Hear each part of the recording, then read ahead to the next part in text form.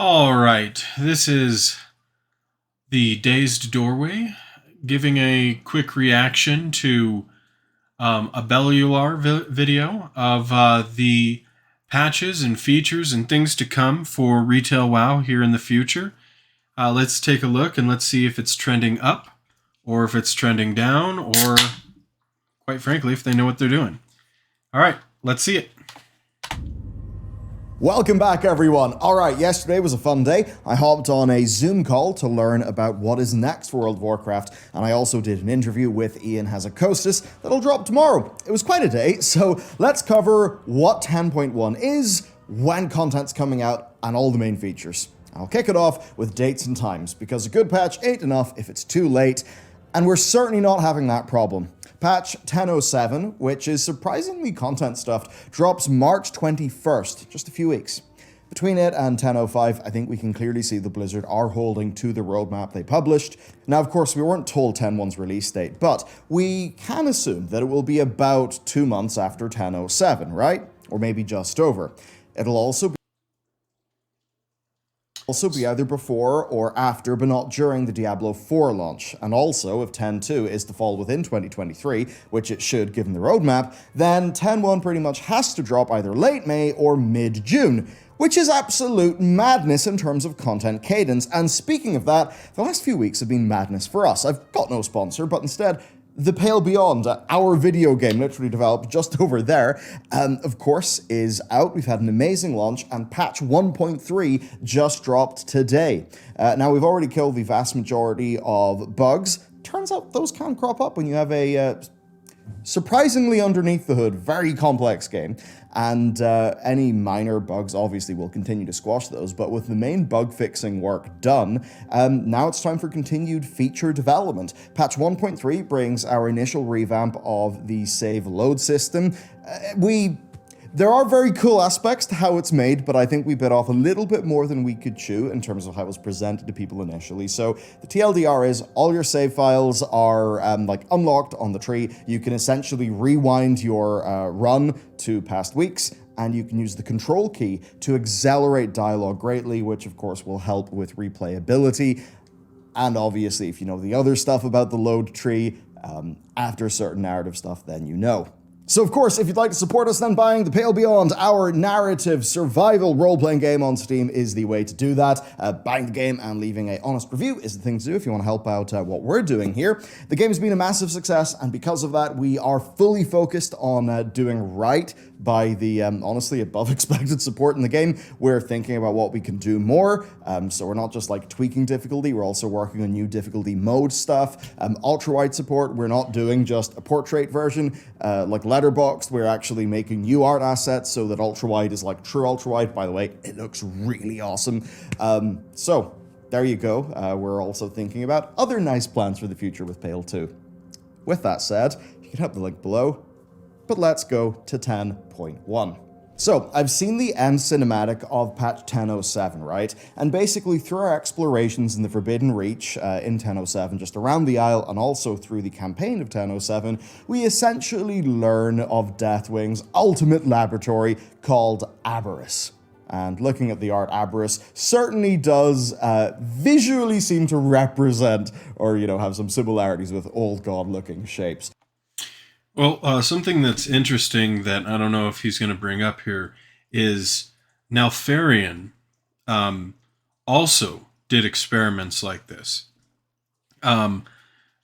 If you did the Blackwing Descent raid, I believe is what it was called. That might have been the dungeon. I'm not entirely sure, but the raid during Cataclysm, you fight against multiple of his experiments.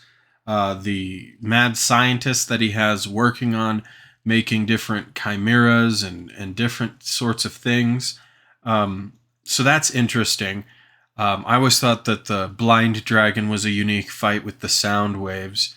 But anyways, long story short, Neltharion is the son of Deathwing. He has a really similar name too. But long story short is I think that we're going to see a connection. Now, the question really is are we going to see the old god influences in the raid? You know, like, are we going to see, because he was dabbling himself in the old god kind of stuff back then. So, especially if you play the intro, like I don't know, the beginner leveling kind of zone for the Drakthir, which is the new species that Deathwing actually created, which are like these half dragon, half humanoid kind of beings. It was shown that he was already dabbling in the old god department, even as far back as that. So, could we be seeing some old gods in here? And old gods are sneaky, you know, manipulative, highly intelligent gods from another realm. So, could they have planted a way to come back in here? Could that be why we're coming into here, or is it purely out of exploration? It'll be interesting to see how Blizzard chooses to handle this new dungeon or raid, and what it turns out to be. Let's continue. But anyway, in the cinematic, the remaining incarnates basically head to the Reach. They have some banter between themselves. They pick up what essentially seems to be the, hidden key needed to open up the front door of Aberrus to go in and do their dastardly things.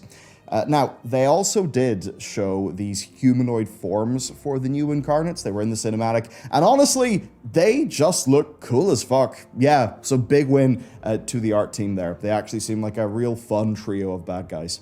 Now, this place, Aberrus, is also where the Drakthir were made, along with whatever other madness Deathwing was trying to do. And Aberrus is our new raid. It is inside the new zone of Zaralek Cavern. This zone has 3 subzones, volcanic, sulfur pools, and a crystalline cavern.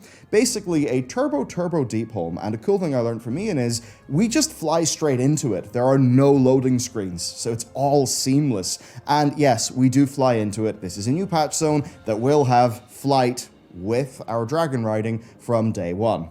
Narratively, the 3 senior Black Dragons, Rathian, Abyssian, and Sibelian, seem to be leading us there, trying to deal with, obviously, Black Dragon history. It was hinted to me that we will really get a lot of lore. Then we've got the Sundered Flame, who are the villainous Drakthir, and their leader, they're also chasing down some of that Deathwing power. And of course, if you've read the lore books in PTR, then you'll certainly be asking the right questions about them. Okay, now that you've got the lay of the land for this patch, let's talk features. Zaralek Cavern then, it's our new zone. It is a bit bigger than Zereth Mortis, and it can be entered from 3 points in the Isles: Thaldraszus, Azurspan, and Onaran Plains. And of course, the big thing is the no loading screen. To tease my interview with Ian, he basically said that they had to solve some fun technical problems to basically have 2 floors within the game, and just ultimately it does mean it's a 100% seamless dragon riding experience. Now down there we will find the Jardine Elders, we'll find Aberrus with its spooky looking art, and a host of other different creatures. And along with this zone does come a new renown track with the Nithin, who are these sort of like little mole men creatures, maybe a sort of primal kobold, who knows? But anyway, they are seemingly friends with the Drogbar, who will be making a return from Legion. Here we'll have snail races, Drogbar things to do, as well as treasure to hunt. Ian did talk about some other things in this zone. The main thing I'm excited about will be coming out of his mouth in the interview with him tomorrow. So, overall, looking pretty neat, looking like... I think it's interesting that they're doing 2 floors.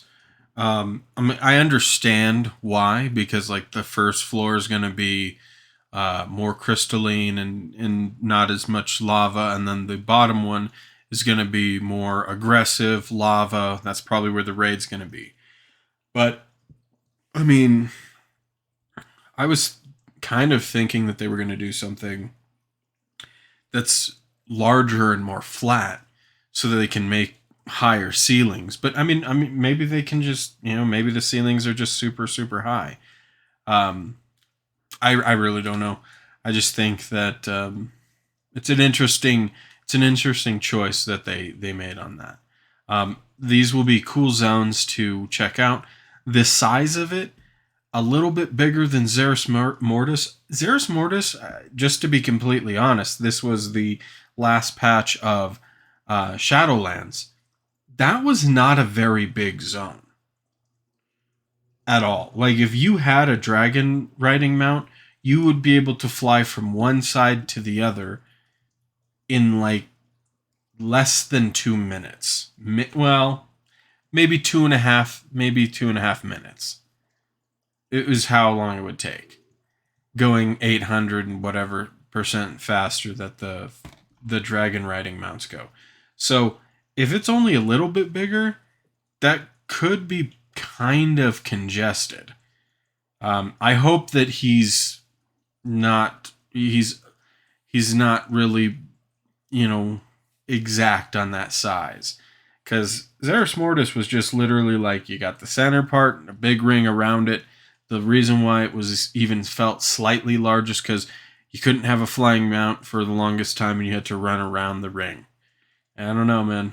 It's kind of sketchy, and I hope that they don't make it smaller because there's two levels.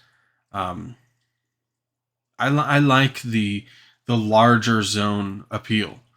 I think that that's cool. Like now, just as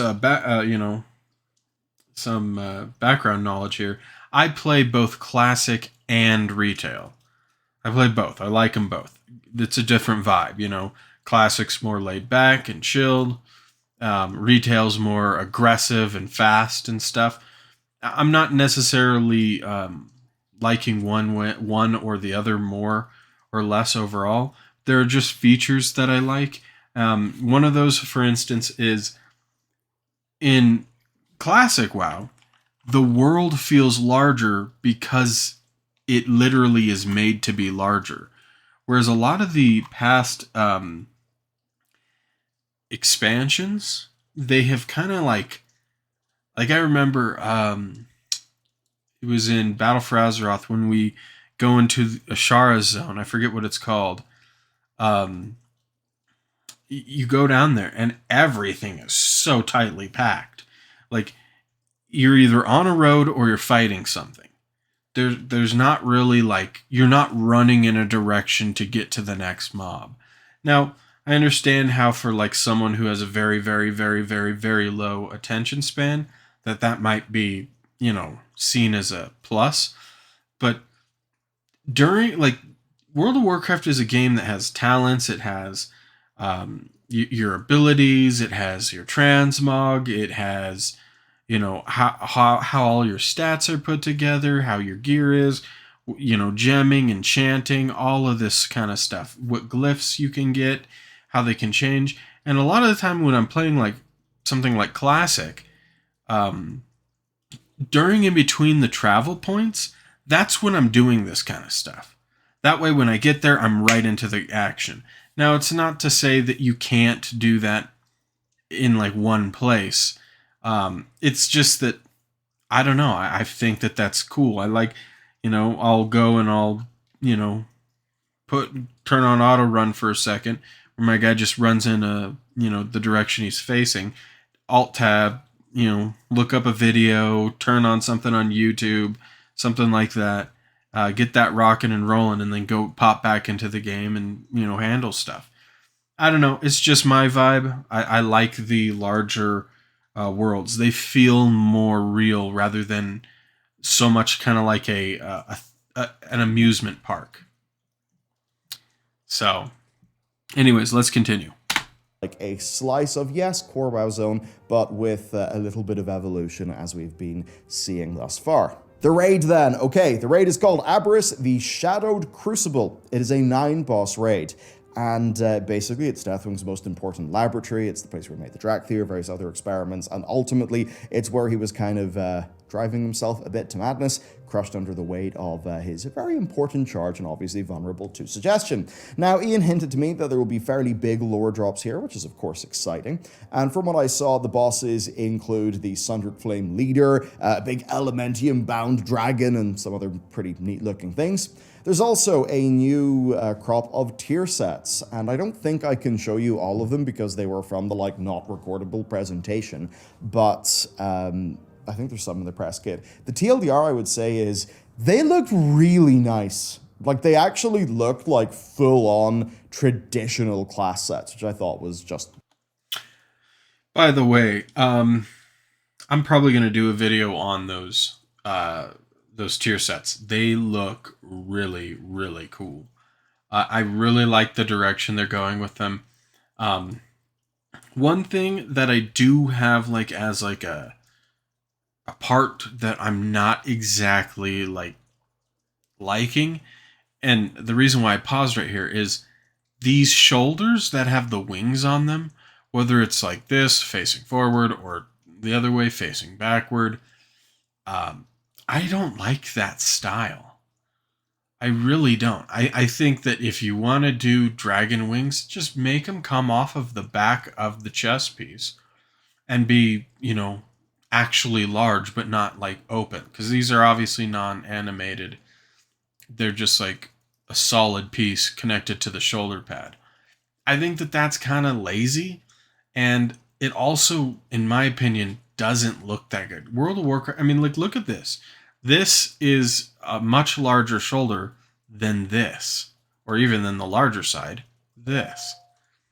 And that's kind of WoW's thing. This could be a caster set right here. I could see it as a mage or a warlock or something. And look at the size of that thing. And you compare it to something right here, which could be a hunter or something, let's just say. I have no idea. But this is what, they're like, the shoulders are big. It's right here. It's yeah, but when you're thinking of a shoulder, you're thinking more either regal or how it could be used in actual combat. If this guy shoulder checks you, you're not having a good day. If this guy shoulder checks you, you're not having a good day. If this guy does, you have to get on his head and right here to have any effect, or else it's going to just be bouncing off a shield or something.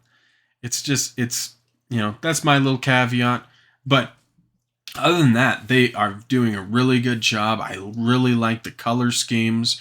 I really like the accenting, that it kind of looks almost like scales. They do a really good job. These types of gloves need to be more used. Same with these. I like the little finger deals. But anyways, let's continue. Really cool. So a thumbs up for the tiers so far. Now, Mythic, once again, will be a simultaneous launch with Heroic.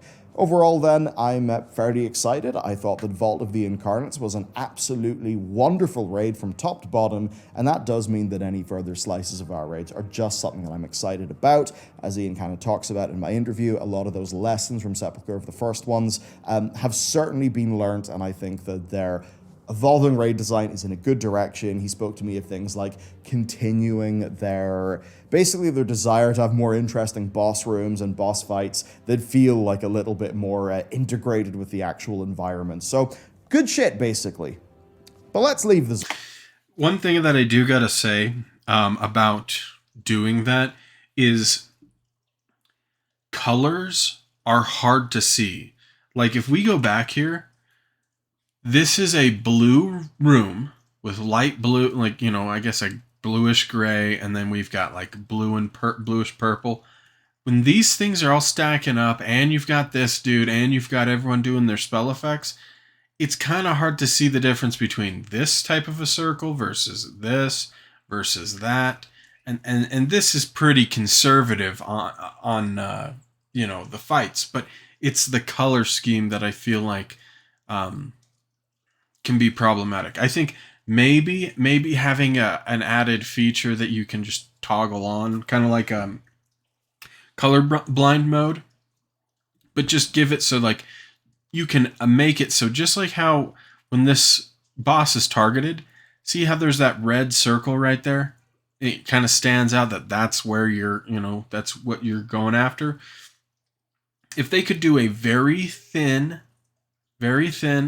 nicely artistically done, but thin, not too, flashy, lower the transparency a little bit, but just have it there in a color that is opposite to whatever the ground is. And like maybe have it change colors. So like if it's, a black, like let's say this is black, then this would be white. But then let's say that this is white, then that part right here would be black as you move over it. I think little things like that would be nice to help distinguish what it is. Now, granted, it is going to come into play with, certain circles are going to be different things. Like this thing knocks you back. These things, do a whole different deal. This is a whole nother different deal. But the point is that I'm just wondering if there's a way to do that a little bit better, because that's what I've noticed from the community is a lot of people tend to have issues, especially in like Mythic Plus and raids, where these things on the ground just start getting out of control. And, people are standing in them, not like it back in the day where they're just like, well, I want to get off a couple more a little bit more DPS right here and get my name higher up on this little DPS meter right here, or my healing meter right here. That's what it was in the back in the day. Now you've got those types of people, and you've got the people who are like, I'm just overwhelmed. I'm just going through my rotation and I move with the group kind of thing. And I feel like that's as the populace of WoW ages, because we're coming up on 20 years of WoW. As the populace of WoW ages, I feel like this is kind of becoming more common. But anyways, let's continue. Integrated with the actual environment. So, good shit, basically. But let's leave the zone. The Dragon Isles. So one thing that can suck about patches is how patches just kill the rest of the world, right? And it's not really like that here, because there will be new campaign quests across the Dragon Isles, as well as new chapters in the Blue Dragon and tier storylines. That's, of course, in addition to the campaign that takes place down in Zaralek, so it's nice to see that they're not leaving the Isles behind. There are also Fryak Assaults, which... Before we get too far ahead here, I just wanted to say something about the reputations, okay? I think that having the reputations have rewards in them that are for, doing the world quests easier, and for, getting the cool different changing things with your different dragon riding mounts, like new horns, new ears, new colors. I think all that's fine to have locked behind the reputation.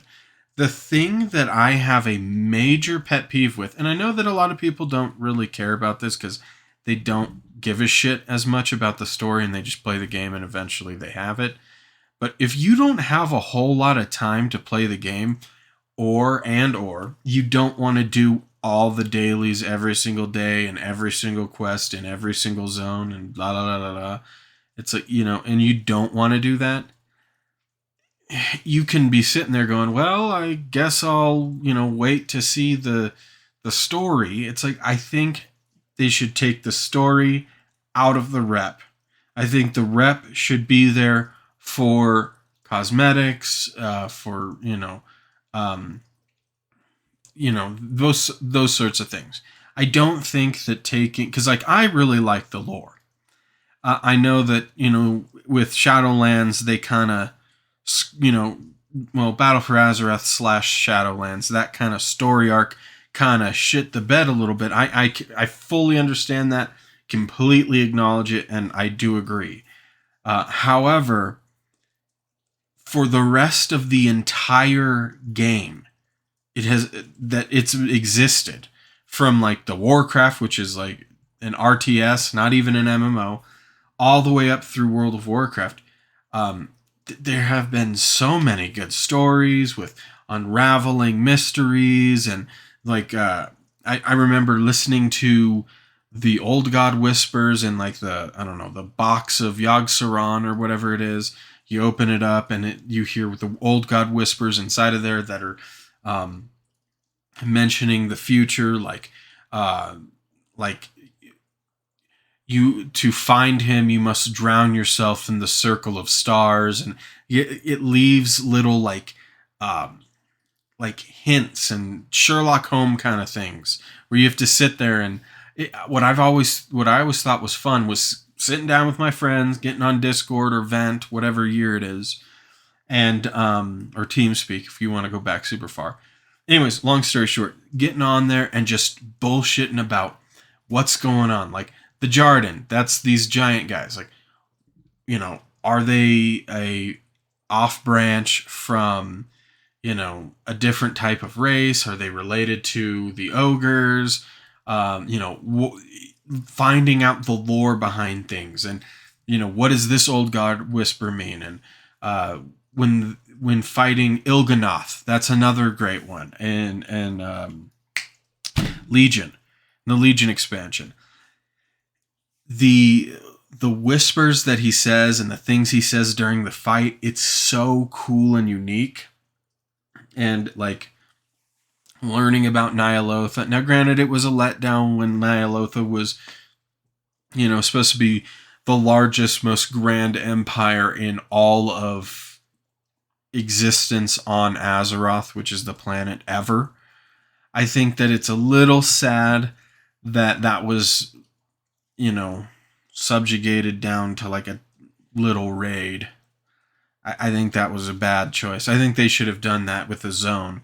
But anyways, Battle for Azeroth wasn't doing well at the time, so I can see them cutting content.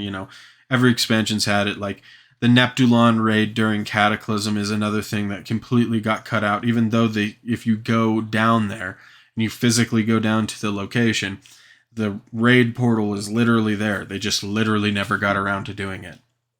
But anyways, the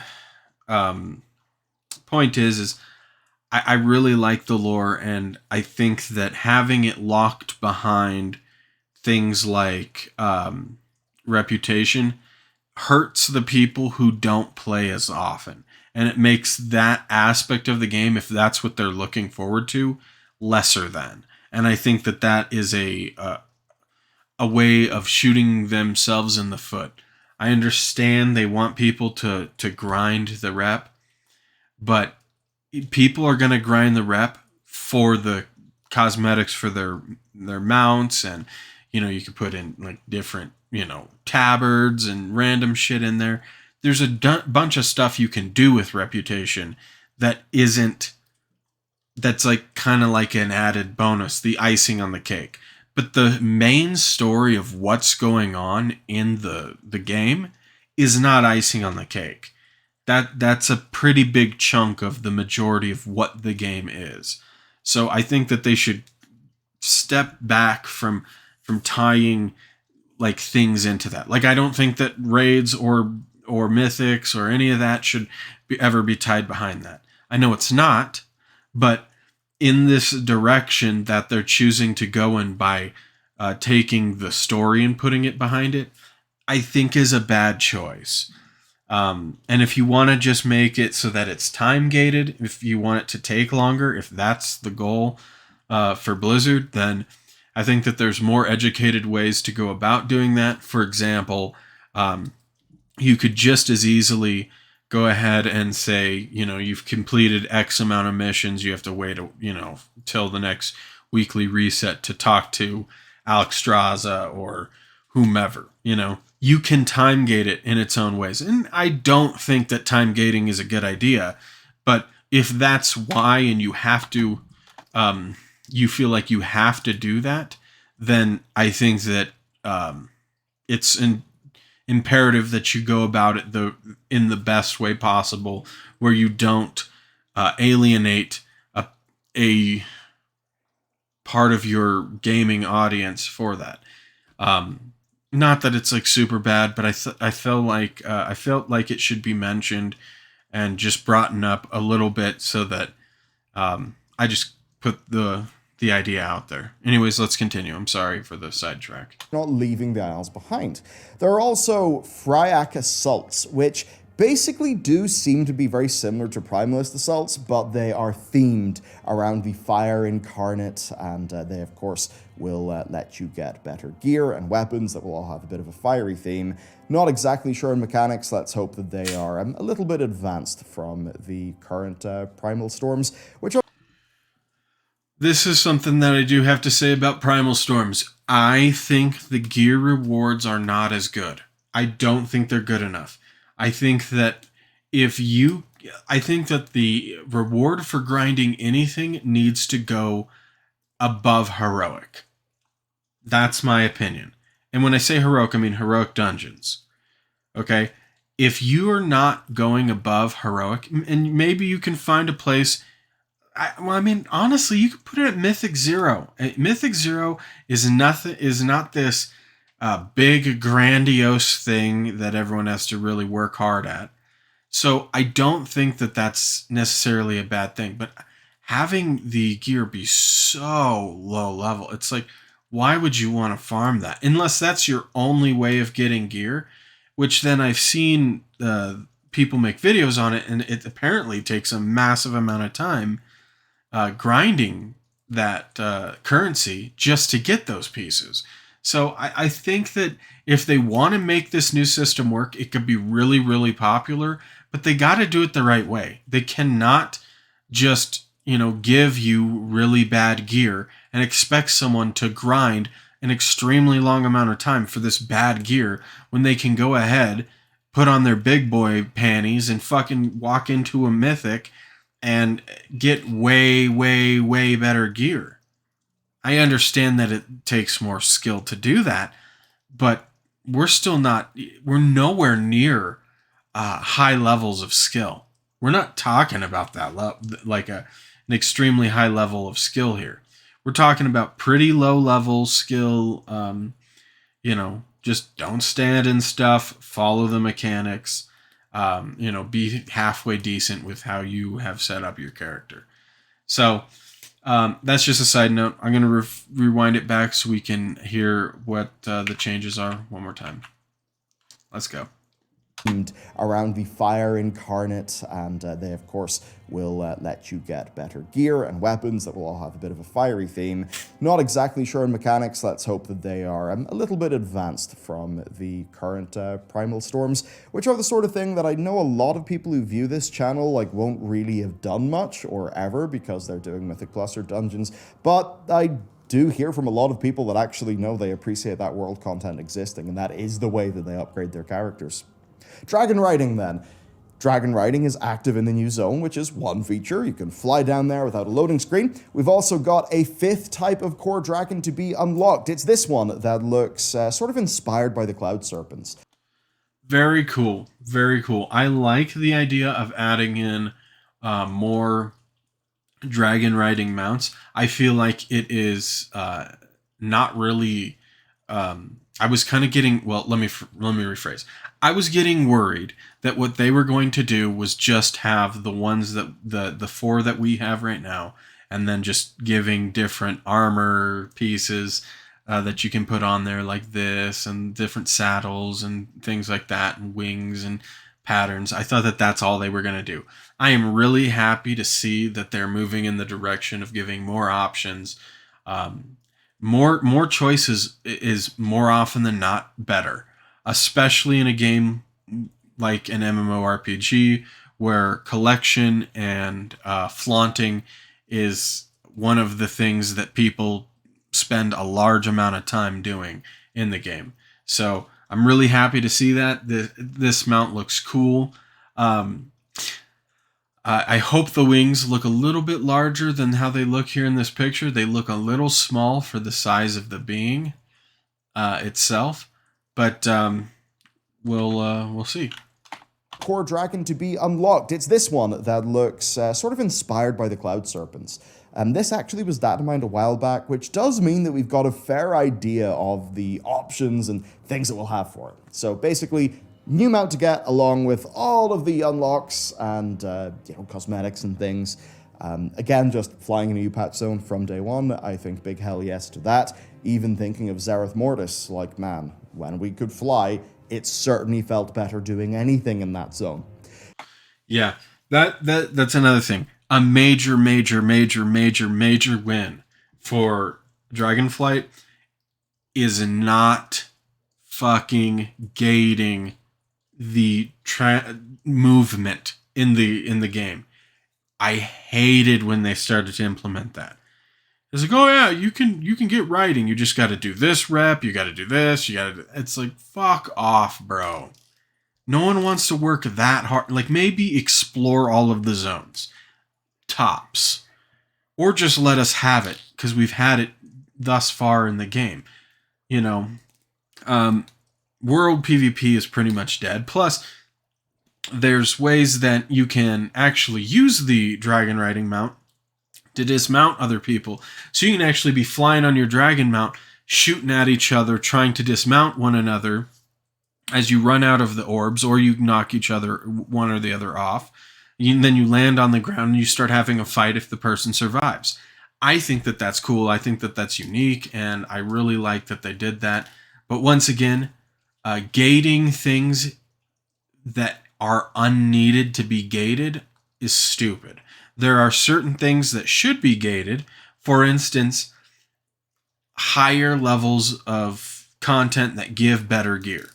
I think that it should be expected that you have to do harder, more intense content to gain better and better gear. I think that that's fine to have that gated behind just progression and stuff, because that's the whole idea of progression.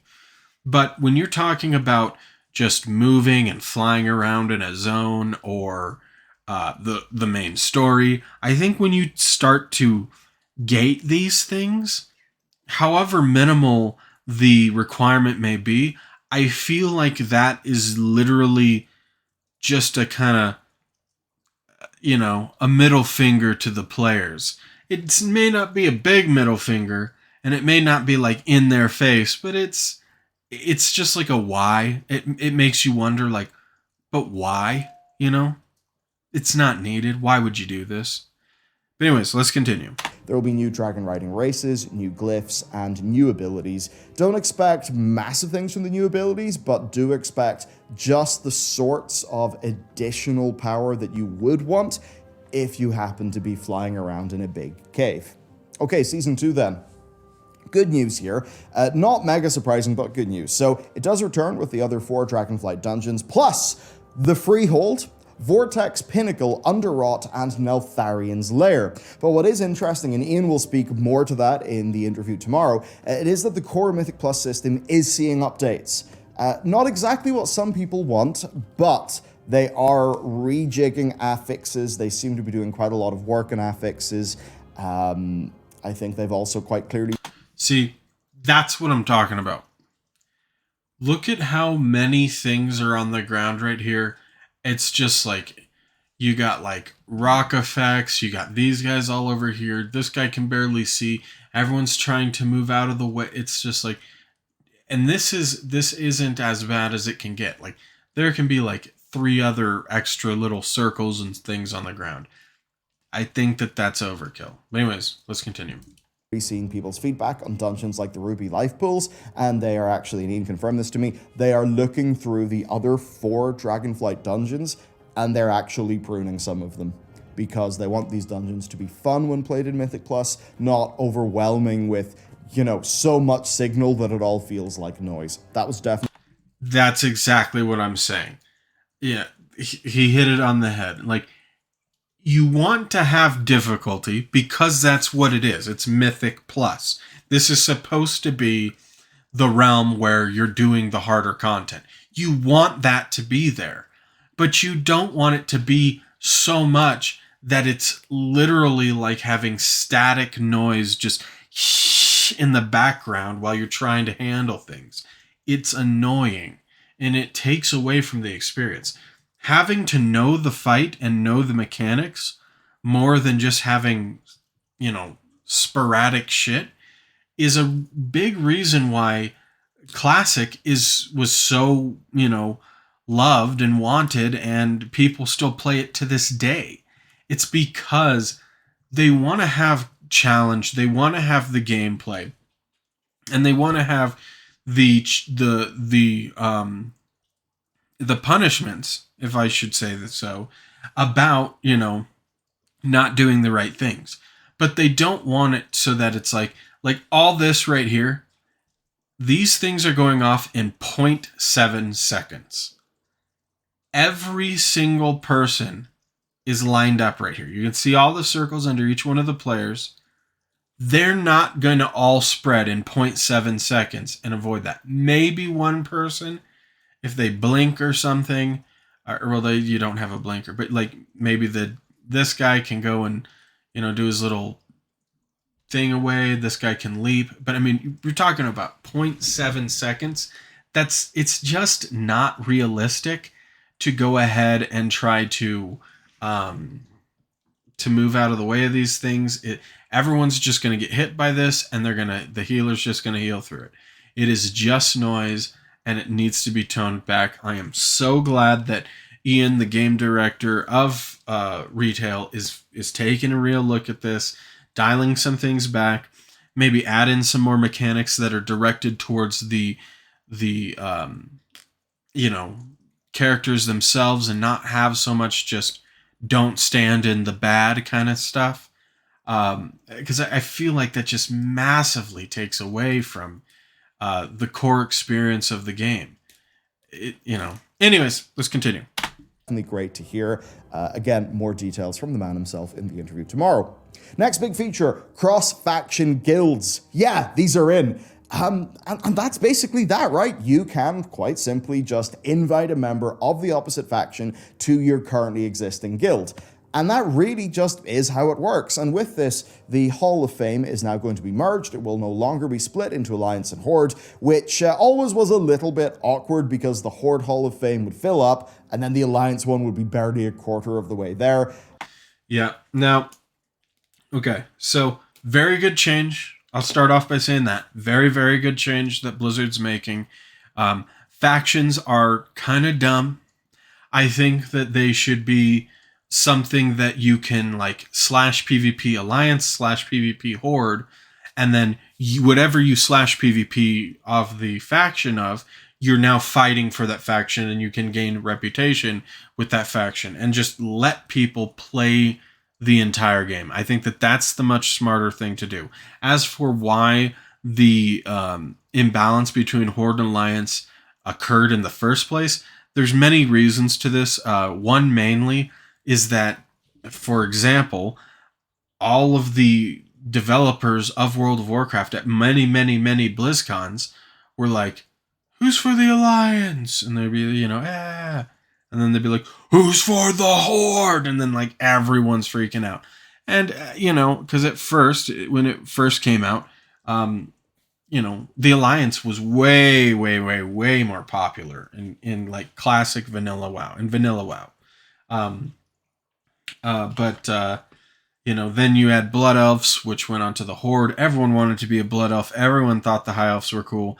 They were in the earlier things. They were called High Elves. There's a High Elf, Blood Elf. There's a bunch of lore behind that. I'm not going to go into that, but the point is that that on top of the fact that the racial abilities were a lot of the time better for the Horde than they were for the Alliance. So then when you were these, guilds who are pushing like Echo and Liquid and Method and stuff,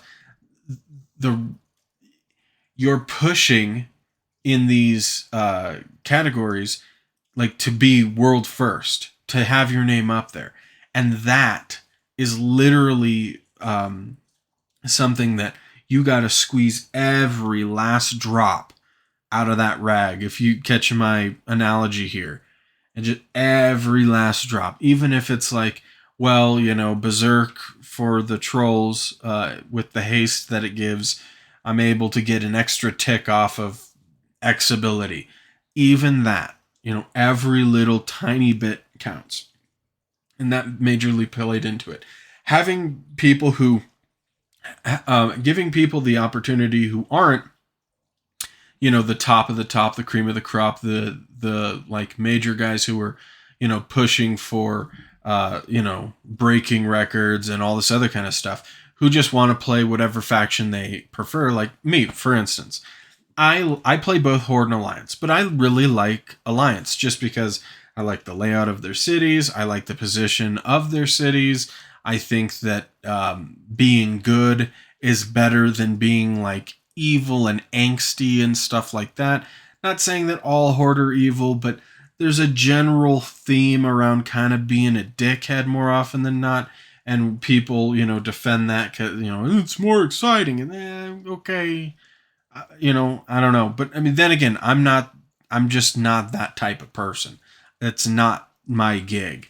So, anyways, long story short, I really think this is a good change, and it allows the people who just want to play whatever faction they want to play, but still hang out with their buddies. They can still do that, and I think that is an amazingly good step forward.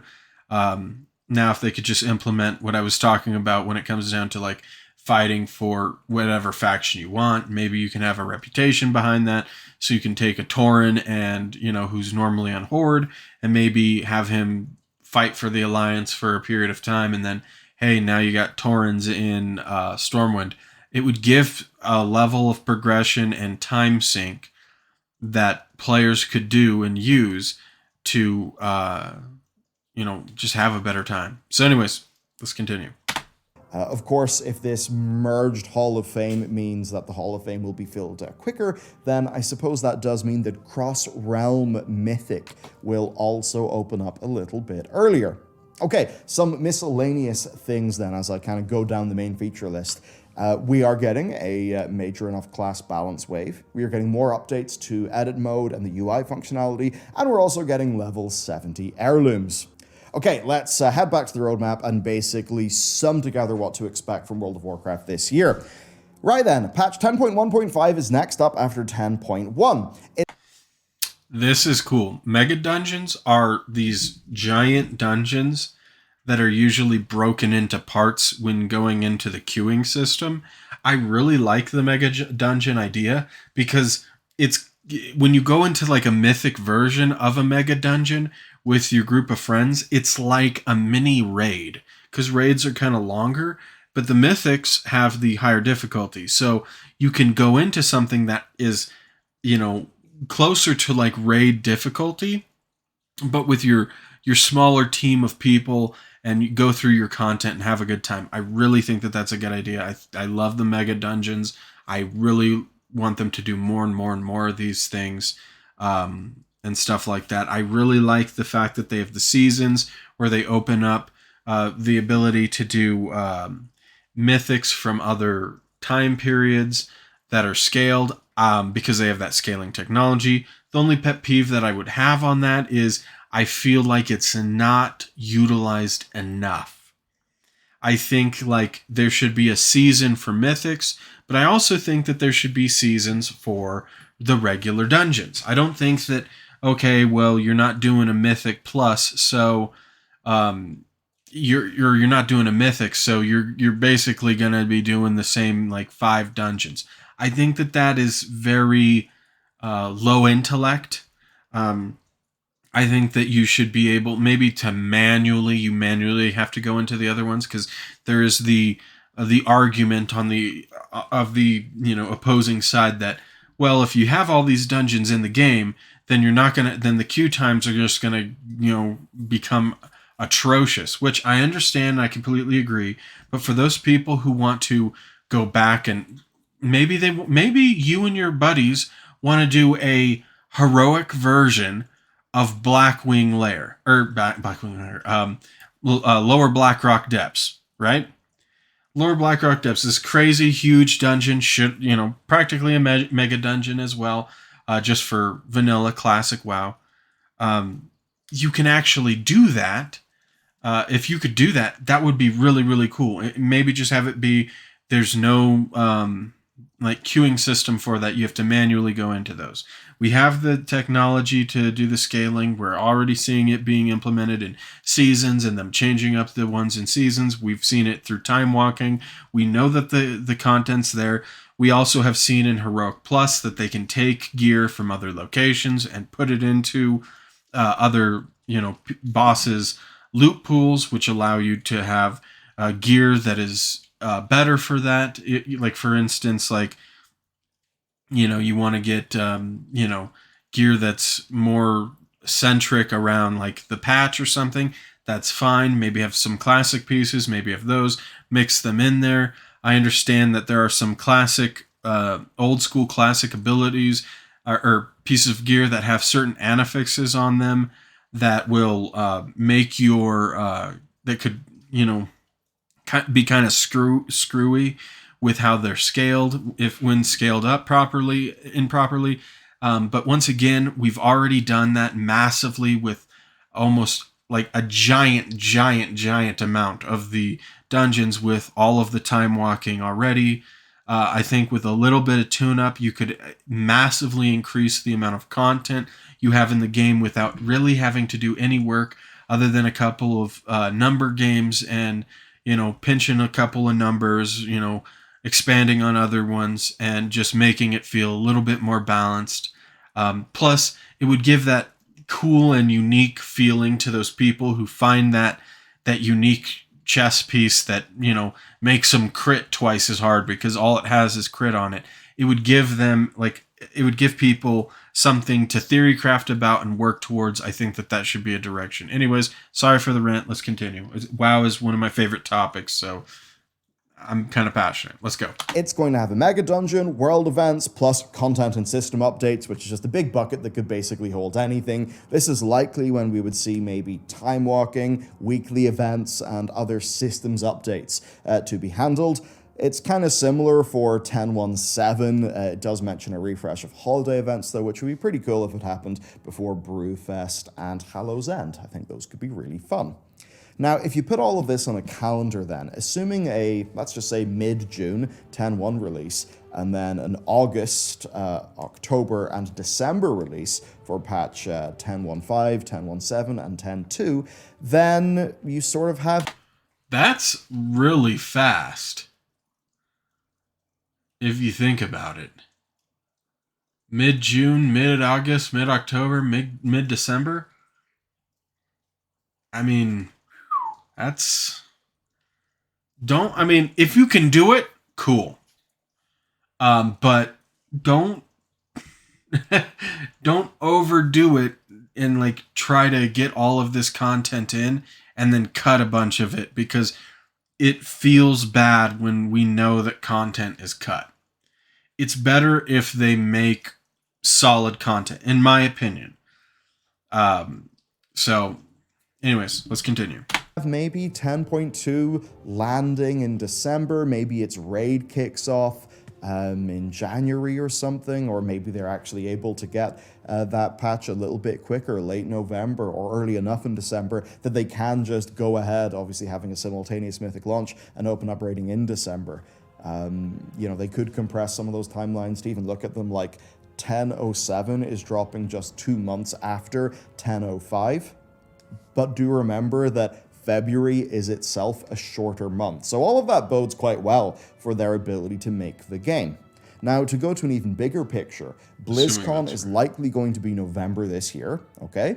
And yes, a real BlizzCon was confirmed. So at that, we will see expansion 11.0, the 10th expansion, be revealed. A fun tidbit, WoW's 10th expansion will be in the same year as the franchise's 30th anniversary and World of Warcraft's 20th anniversary. So, hey, Blizz, if you're ever to do something massive like a world revamp, kind of, 11.0 would be the time to do that. But anyway, likely then... I'm going to just comment on that. I think that if they reworked leveling, it would be massive. I also think that taking the scaling technology and allowing you to take your main character, be able to scale it back, and be able to play with your friends at lower levels and have a good time playing the game so that they don't feel like they have to play a massive amount of time to get caught up to you, and you don't feel like you have to make a random low level character that you're only leveling with your friend just to, you know, leave on the sideline by the time that your friend gets closer up to your main's level. I think that having, you know, scaling in the game, even if they didn't revamp the world. I mean, I think they should. I think that it's good to, you know, revamp the world because people aren't very interested in it, and a lot of people buy boosts, and I know that that's an economic win for Blizzard, but I think that having the world be something that you eventually want to go through and play is intelligent. There are a shit ton of zones on some of my characters that I literally have never, and when I say never, I mean literally I have never gone into, never done a single quest in them. All of that content, all of the hours and of painstaking work that Blizzard made on that zone, I didn't touch it a single bit for many zones on my characters because, you know, I just did the dungeons or I leveled up on a different route because there's different zones at, you know, different levels that you can play at. But I don't think you should take away the levels. I think that as you level up, there should be a directed path, and I like that you do have a directed path. It gives you something to look forward to, and it gives you kind of like a little bit more like that zone's kind of scary and that zone's kind of kiddish. But giving people the ability to scale back to that content and be able to experience that, I think is a feature that is slept on by a lot of people. It's something that Rift did, and Rift is a really old game, I think from 2011 or something, somewhere around there. They started doing that content. It really, really was a good idea, and obviously they're not a triple A kind of. It wasn't a triple A game, but it's an attempt to do the right thing, and I really like that they did that, and I really hope that Blizz takes this opportunity next go around when they give the world the Cataclysm treatment, if they give the world the Cataclysm treatment, to really think about this, and if not, just really think about how they can access and use the content that they've already put into the game and already worked on into effect. I think that that's vitally important to using more of the content, because currently right now, and I love the Dragon Isles. I think that they're amazing. I think they're beautiful. I think that there's so much cool stuff. You can find little random things hidden in corners, like mine into a wall and find like a little hidden cavern and stuff. There's all sorts of cool things with the game that I think are really, really nice. And all that kind of stuff. I just think that we're only ever playing in 10% of the game at a time. And I understand for queuing issues, but when you're just sitting there and you want to just play the game and you want to go and experience something new and unique, I think they should have that in there. Anyways, let's continue. This new expansion would come out November of 2024. And it would be announced after we've seen the story of 10.15 and 10.17. So yeah, if 11.0 is November 2024, then Dragonflight would actually still have time for some new content. Now, if we're to assume that we get a greatest hits patch like BFA Season 4 that's maybe 4 months long, then there is actually room for 1 to 2 minor content patches after patch 10.2 or a single major content patch after 10.2. But the nice thing is that either way, there will be something every like 2 to 3 months from now until the new expansion drops. That's a bit weird. Yeah. Right? I mean, it's kind of bonkers compared to the past. I mean, god damn. See, that's what I'm saying. If they have the ability to make these patches like this at this frequent of a rate, Jesus Christ, I can't speak. They can do it this fast, efficiently, then wow, dude.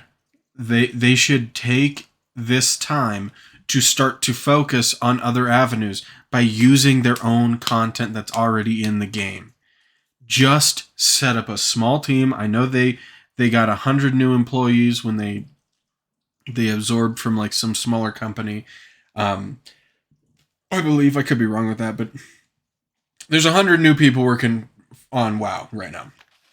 Anyways, long story short, you take a small sect of the team and you focus it on scaling and re-leveling through content and give rewards based upon it.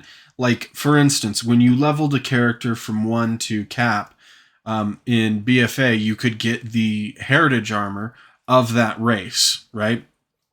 And it was like a cosmetic suit of armor. You went and you did a quest, and I think that that's the type of content we need. But we need that in zones. We need that for the old world stuff. We need that for the dungeons. We need that for the raids, and not just when it's time walking week. Not just when it's part of the season, but have those the ones that are part of the season and the ones that are time walking, give them a little bit of an extra bonus so that you have more of a congregation towards people right there. And then the people who want to, they choose to do the other content, so it won't be everyone, but it'll be the people who, I'm getting kind of bored with the same 5 dungeons or whatever. People who feel that way, they can go back and do that other content. Once again, don't ever lock this behind any time gate or any gate of any sort. And I think it'd be a really successful move. I think that I have really high hopes for the speed that they're talking about releasing the content, although it is kind of scary. But because I really hope that they come out and they make a banger with this, because they really need it after the fumbling of the story with Shadowlands and Battle for Azeroth, Shadowlands and Battle for Azeroth. I think that that should have been a clear delineative line in the sand that showed that when you cross over into not caring about the story, even though there is a shit ton of people who don't really care about the story, it fucking shits on the game, because people are invested into the game for many, many reasons, and certain things hold up different levels of interest. And when you start shitting on it, on things like the story and stuff like that, it makes the players feel like, why am I playing this game? It's harder for them to get invested into the content because of that type of stuff. So anyways, let's continue. Dan, that basically does mean that the traditional WoW content drought should well and truly be dead. And if you're worried about this actually being something that they can pull off, I don't want to sort of ruin the interview with Ian, but he did basically say, I asked him, listen, what's the team doing different? How's the content being the way that it is? And I think he gave a fairly satisfactory answer to that would explain overall their content plans. Now, that being said, while this is all good, it is what they need to do, because in the current very competitive gaming market, you just can't get away with a WoD to Legion or MOP to WoD style content drought. So overall then, Dragonflight, I think, has maybe undersold some expectations. They've pretty much said that in their earnings call.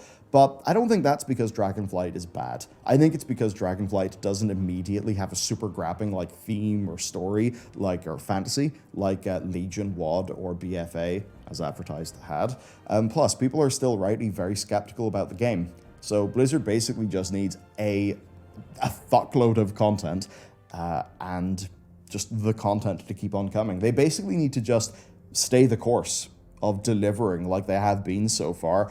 And then, for 11-0, I think they need something to be hype as fuck. They need galloping abs, sweaty muscles, big axes, big blue woman, Liam O'Brien. I don't know. The usual break glass to get subs go up. Yeah, exactly. I mean, that's another thing. You have to, and this is a problem with Marvel, a little bit of a political side here, so just hold on to your stuffed animals, grab your seat, hold on. But when they took Battle for Azeroth and made it female versus female versus female, and then all the male characters, the majority of the male characters were pathetic or in the background for 2 expansions, in a game that is majorly played by males for social justice points, you're going to not be as successful. I'm not trying to be rude. I'm not trying to be mean. I'm not saying that you can't have any of them. But when you make females the primary focus, when they are not the primary majority of gamers who are paying your bills, you're not doing the right thing. And I think that you have, get the dudes who are in there who are buff with the giant axe and all that kind of shit, and then the chicks who are sitting there and more scandally clad stuff. That's what we want. That's what males want to see. That's what your audience is. I'm not saying that you have to make it a porno or something, but if you make it more testosterone filled, more people are going to play your game. It's a male-centric game. There are more males than females who play it. And there's nothing wrong with the females who play it. And there's nothing wrong with having female characters and having them be super powerful. Like, one of my favorite, most elusive and curious and mysterious characters in the entire franchise of World of Warcraft is a female. It's a loon. It's like a female goddess. It's crazy. We don't know a lot about her, but we know she's like god level powerful, and it's just like, that's cool. It's not that you can't have that, but when the guys are like depressed, weak, pathetic, not as strong as the women, and the women are like, it's just, I'm sorry, dude. You can't do that. That does not sell. Just like, as you can see with Marvel, as they, went from doing like actual Marvel stuff to switching everything into females and, people of color and all this other, and they just went super hard into that. It's like, it's okay to have it in there when it makes sense. But when it doesn't make sense and it's forced down your throat, it looks like pandering and it's annoying, and it's just, it feels like you're talking down to the people, and like, if you don't like this, how could you? You must be this way or that way. It's like, no, man. There's people who like different things. That's okay. Males, more often than not, like action movies, right? They like action games. Females, more often than not, like dramas and mysteries. It's not that a guy can't like a drama or a mystery, and it's not that a woman can't like an action movie. But there's a general consensus where the majority population of a demographic leans towards. And if you want to, really focus on that demographic, you have to be able to make these easy real-world realizations on what the hell is happening around you. So I really agree with Bellular here. This is a really good point. Let's continue. We only got another 2 minutes left. So this time around, they'll be backing that up with a content cadence that can actually retain customers. And if you were worried about their ability to still pull off that kind of traditional Blizzard hype-ish, exciting thing, I would at least say that if you've, like me, wanted a little bit more of the core Warcraft tone, the Bane quest in 10.1.7 does actually give you that. The incarnate humanoid forms that I saw, those do show the Blizzard's art team can still pull off what feels like a big, cool WoW villain. Like a Ridderkrant actually seriously does look like a cool villain. He kind of looks cooler than Deathwing, to be honest. So overall then, that is it. My interview with Ian will drop tomorrow, and I'm sure with everybody else, there'll be a hell of a lot of info coming out. I think this is pretty damn good news. So, happy days, and if you would like some video game to play, from now till then, of course, consider playing The Pale Beyond. It's currently 90% on Steam, and most of the things that, had us drop down a little bit to 90% have since been fixed, and now we're just working on how we can make the game better.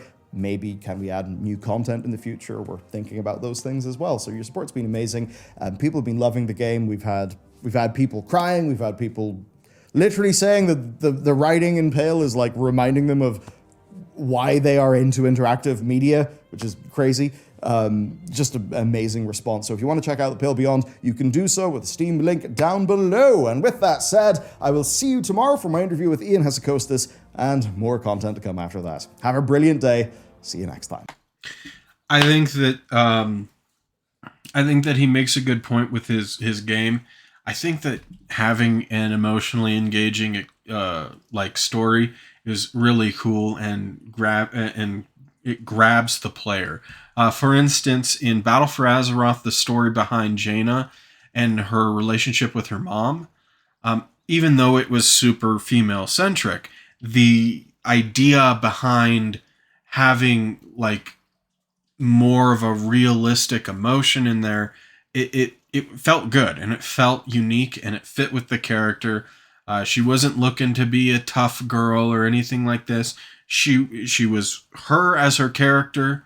She wasn't overly masculine or overly feminine. She was Jaina, and she went through her story, but it was a heart-wrenching story that talks about her relation with her mother and her father and the people that she left behind, based upon her choices to side with the Alliance, and how the factions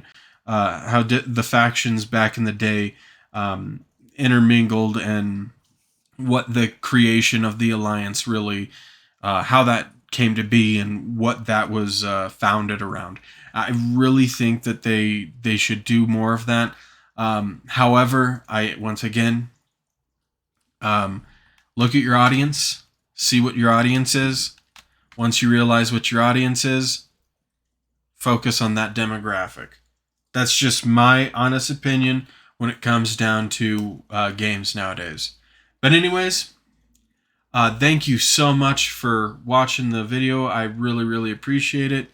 If you could give it a like and a sub, it'd help me out a lot. I'm trying to get this channel up and going, and I would really appreciate the help. Thank you guys, and have a great rest of your day.